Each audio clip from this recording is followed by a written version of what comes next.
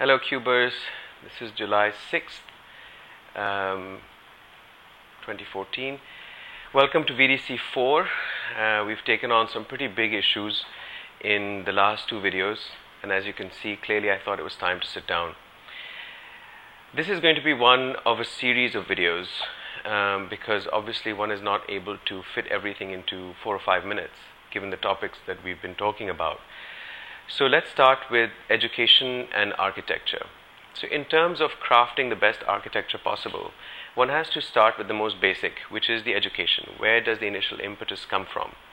Now there's two people that need to be educated, as we decided in the last video. One is the architect, and therefore the students of architecture who are watching this, and one is the craftsman. Now the issue here is that our architecture curriculums need to be looked at. Are they appropriate for who we are today? Are they appropriate for where we are in the region?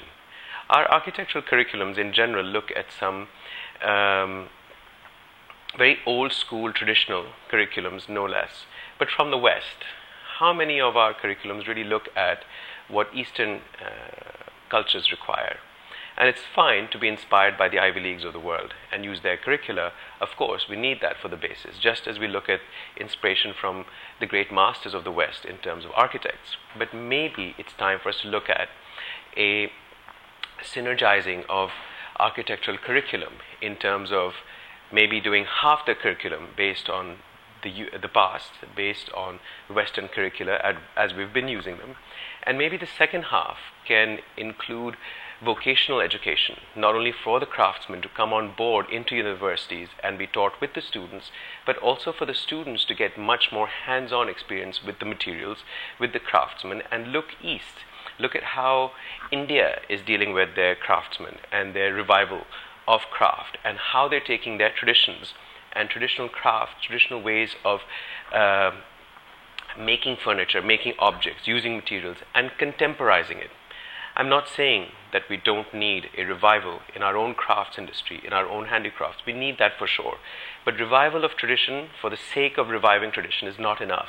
What we need to do is take it into the future in terms of contemporizing it, in terms of adding design to it, in terms of taking our senior craftsmen who may have been doing the same thing for 20 plus years and saying, right, that doesn't necessarily mean you have 20 years of experience. You've learned what you're practicing for 20 years, what you've learned in the very first year that you were taught by the generations handing the information down. How do we design that and redesign it to take it into a contemporary idiom? Maybe our students need more access to craftsmen. Maybe our internships should be more site-based and more about rolling up their sleeves and getting their hands dirty and working with the polish and working with the paint. Maybe students should be taught how to mix cement and understand how Fairface is actually produced and understand what it takes for Tadao Ando's surfaces to look the way they do and what bamboo architecture is really about. Maybe one of the things we should be doing is looking at our neighbors apart from India. Look at how traditional arts and crafts are being contemporized into architectural language in Thailand and in Vietnam and in Malaysia and in Indonesia. And we mix the two formats. So we have our basis out of the Western curricula, and we add value to it by bringing in regionally relevant curriculums and apply that not only to the students but also to the craftsmen. This will in turn help our architectural industry raise its entire bar, because the architects will be less frustrated with the craftsmen, the students will feel less frustrated with their academia because they're coming out and dealing with a completely different language. There'll be less unguided, unmentored students looking for some sort of direction, and maybe the whole thing will start gelling together and start heading in a direction like a think tank, like the first step in an arts and crafts movement, taking us into the future. Like I said, this is the first in a series.